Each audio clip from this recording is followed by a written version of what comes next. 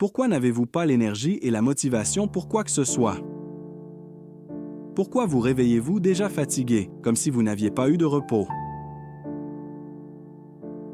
Vous vous forcez à travailler, à apprendre, à vous développer, mais cela ressemble à une bataille sans fin, n'est-ce pas? Pendant ce temps, la seule chose qui vous appelle est le canapé, le téléphone, cette série que vous avez déjà regardée 5 fois, les sucreries, la caféine ou tout simplement ne rien faire. Pourquoi ne trouvez-vous pas la force de changer quelque chose dans votre vie, de réaliser vos rêves ou même de faire ce que vous aimez? Pourquoi ne trouvez-vous pas la force de changer quelque chose dans votre vie, de réaliser vos rêves, ou même de faire ce que vous aimez, ni même de prendre soin de vous, ou de faire quelque chose de bien pour vous, quelque chose dont vous avez vraiment besoin? La réponse se trouve ici. Vous êtes là où votre attention se porte. Ce sont vos pensées, vos émotions et vos actions qui dictent votre vie. Et si vos pensées sont accaparées par les soucis du passé ou les angoisses de l'avenir, parce que les autres pensent de vous ou par des objectifs qui ne sont même pas les vôtres, vous vous empêchez d'accéder à ce que vous voulez vraiment et à ce dont vous avez besoin. De cette manière, il est impossible d'avoir de l'énergie.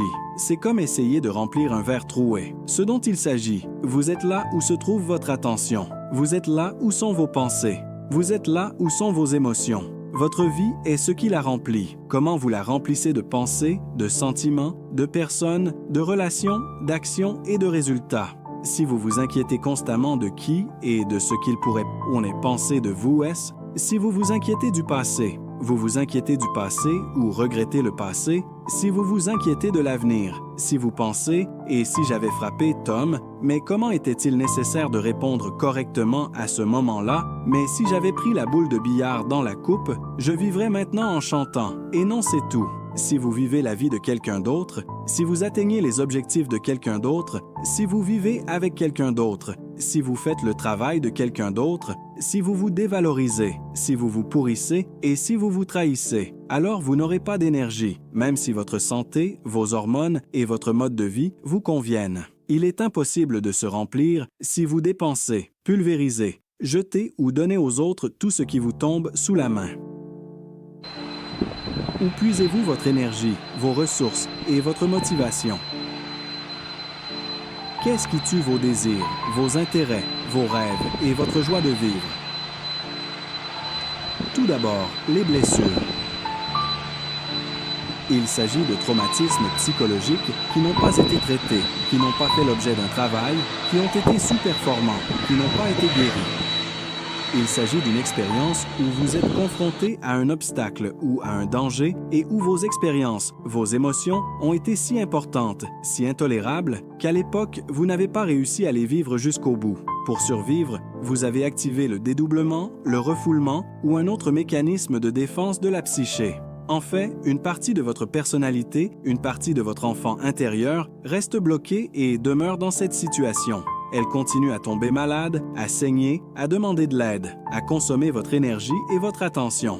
Pendant des années, elle peut drainer votre énergie, votre force et votre attention jusqu'à ce que vous viviez l'expérience jusqu'au bout. Ensuite, le mécanisme d'auto-guérison peut fonctionner et nous commençons à rejouer inconsciemment ou non le traumatisme.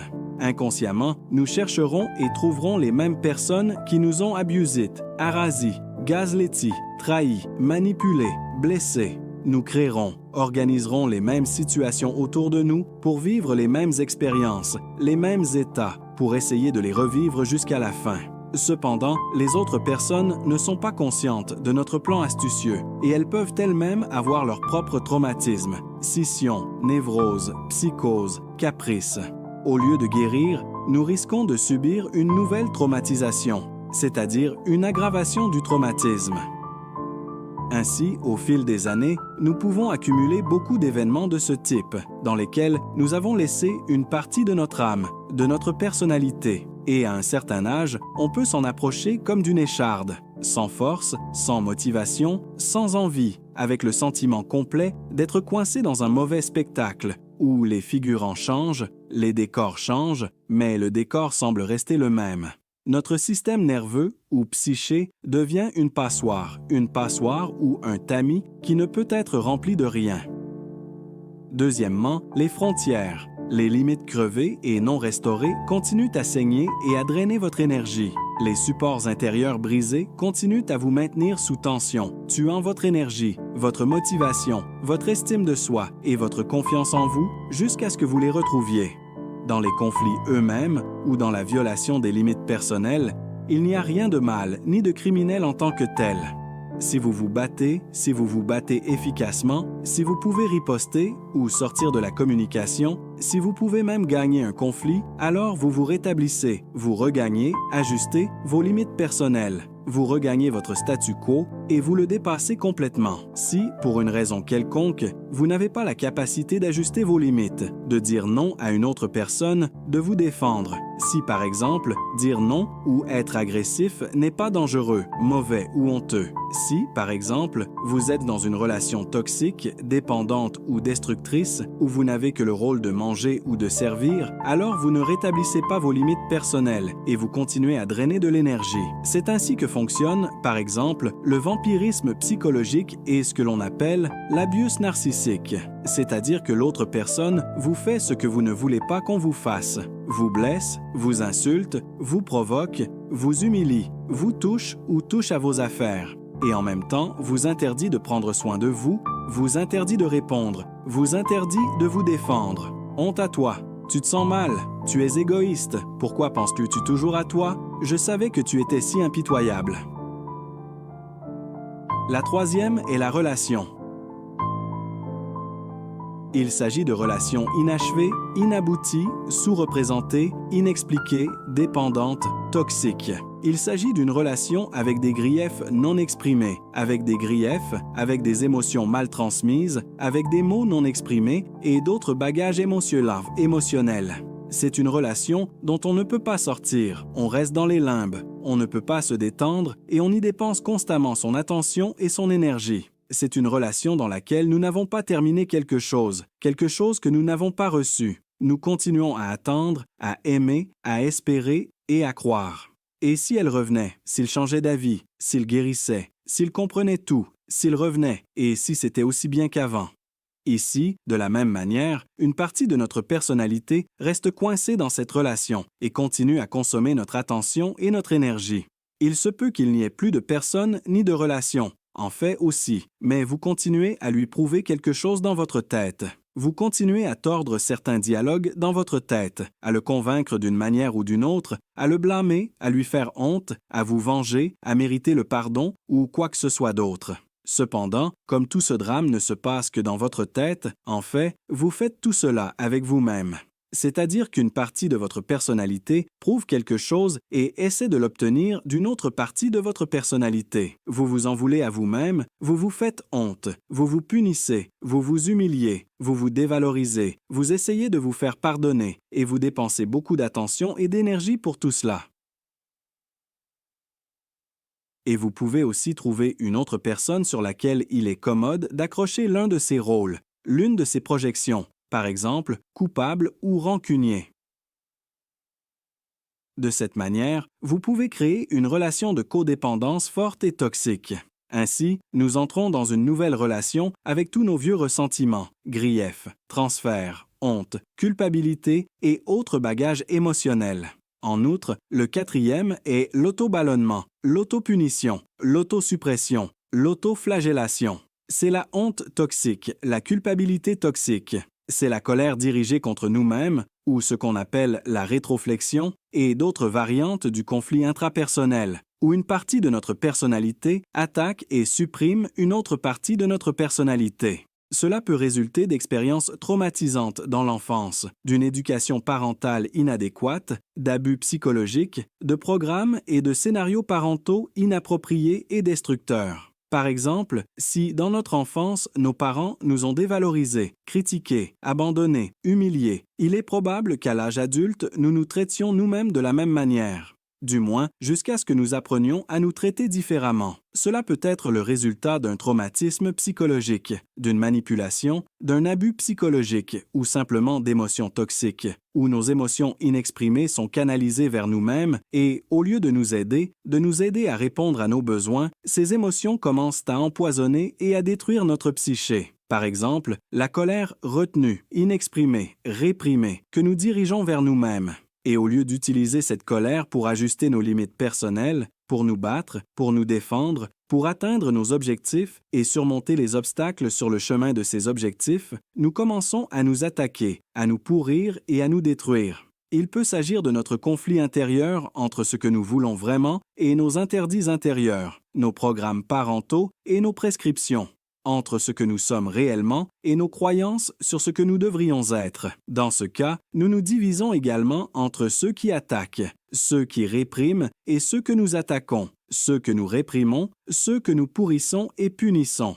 En même temps, en fait, nous pouvons nous coucher et ne rien faire. Mais il y a en nous des conflits, des intrigues, des scandales, des enquêtes, un véritable drame, auquel nous consacrons beaucoup d'attention, de force et d'énergie. Ensuite, le lot numéro 5, si vous trichez et trahissez vous-même. Si vous restez dans un emploi mal aimé, si vous restez avec une personne mal aimée, vous vous privez d'argent, de plaisir, de joie, d'une bonne relation ou d'une bonne relation saine et nourrissante et d'autres avantages. Si vous ne faites pas ce que vous voulez faire et que vous ne voulez pas faire ce que vous faites, si par exemple vous abandonnez vos rêves, supprimez vos désirs, par exemple si vos parents ont fait la même chose, si vous faites quelque chose dans lequel vous ne voyez aucun sens et que vous vous convainquez que « mais les autres sont encore pires », vous ne pouvez pas être aussi égoïste et ne penser qu'à vous tout le temps, ou il vaut mieux avoir une relation de codépendance toxique destructrice que rien du tout. Mais si je perds ce travail, peut-être que je n'en trouverai jamais un autre. Ou si vous choisissez de souffrir et de souffrir, simplement parce que c'est plus familier, plus sûr, parce que cela correspond au scénario familier, aux messages et aux prescriptions des parents. Si servir les sentiments, les névroses, les complexes, les besoins, les valeurs et les intérêts d'une autre personne est plus important pour vous que de réaliser exactement ce que vous voulez, alors vous drainez toute l'énergie que votre corps, votre cerveau vous donne pour faire votre travail, être dans vos relations, atteindre vos objectifs. Et la souffrance et le sacrifice au fil du temps peuvent devenir des habitudes et se transformer en avantages secondaires. Par exemple, la souffrance peut être un moyen de se sentir plus significatif, plus exceptionnel. Bien. Cela peut être un moyen d'attirer l'attention. De plus, le 6e est l'anxiété, la tristesse, le doute, le regret, l'envie, la critique, les mensonges, les fantasmes sur la domination du monde, sur les reptiliens, sur le gouvernement mondial.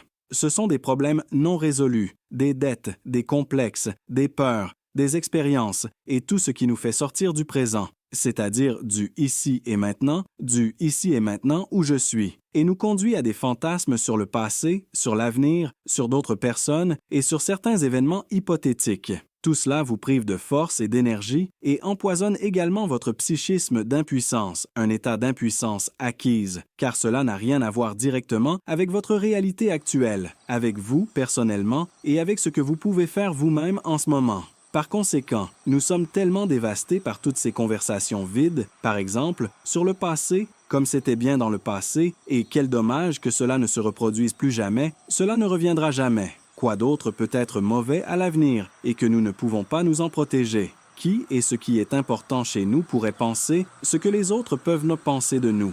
Et, par exemple, comment il fallait agir différemment? Et si je l'avais dit différemment et que je n'avais pas fait cette erreur, ce serait différent maintenant, mais on n'y peut rien.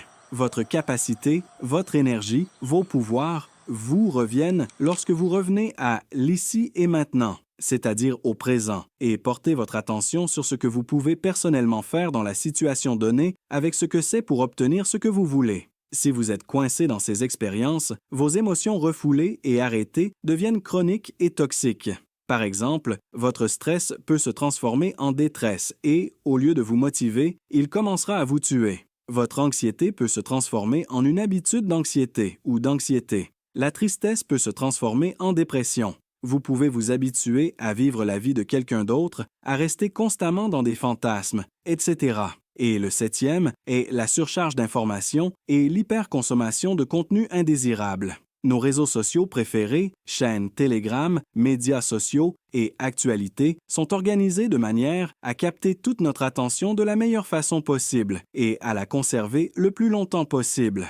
Votre attention est un produit qui s'achète et se vend, et absolument personne n'est intéressé à s'inquiéter de quelque manière que ce soit de votre état psychologique ou de vos problèmes émotionnels. Soyez assurés que toutes les technologies qui sont inventées pour influencer votre cerveau, capter votre attention, manipuler vos pensées, seront utilisées, car si certains n'utilisent pas ces technologies, d'autres continueront à les utiliser. Rien de personnel, juste des affaires. Par conséquent, un contenu très court, vif, provocateur et émotionnel qui affecte les déclencheurs, qui affecte leurs valeurs et leurs besoins profonds, capte leur attention, suscite leur intérêt et une poussée de dopamine. Par conséquent, une hyperconsommation et une dépendance se forment très rapidement. Ouvrez votre réseau social préféré et disparaissez pendant quelques heures. Son système dopaminergique est violé. Son intérêt et sa motivation ne fonctionnent plus. Vous n'avez plus de force ni d'énergie. Que faire de tout cela maintenant? Tout d'abord, organisez une désintoxication des informations sur la dopamine. Rangez tous vos appareils pendant un jour ou 2 ou 3, peut-être une semaine, certains vont jusqu'à un mois, et personne ne s'est encore plaint. Par exemple, après ma cure de désintoxication informative d'1 mois, certaines personnes m'ont écrit dans les commentaires que j'avais 10 ans de moins. Vous pouvez comparer ces deux vidéos. Puis, le second, revenez à « ici et maintenant ». Revenez au présent, revenez à la réalité et à vous-même. Retirez votre attention, vos pensées, vos émotions du passé, de l'avenir, de la vie des autres et de vos fantasmes. Et avec toute l'anxiété, la tristesse, la culpabilité, la honte, le ressentiment, l'envie et d'autres émotions toxiques, nous avons travaillé sur nos programmes. Liberté émotionnelle, cours de nettoyage du cerveau, inhalation et expiration et autres. Les liens sont où et normalement où ils sont toujours. Dans la description de cette vidéo, la prochaine et troisième étape consiste à clarifier et à définir vos véritables objectifs qui correspondent à vos vraies valeurs et besoins, qui vous inspirent et vous dynamisent, afin que votre vraie vie soit l'expérience la plus intéressante de toutes les alternatives possibles.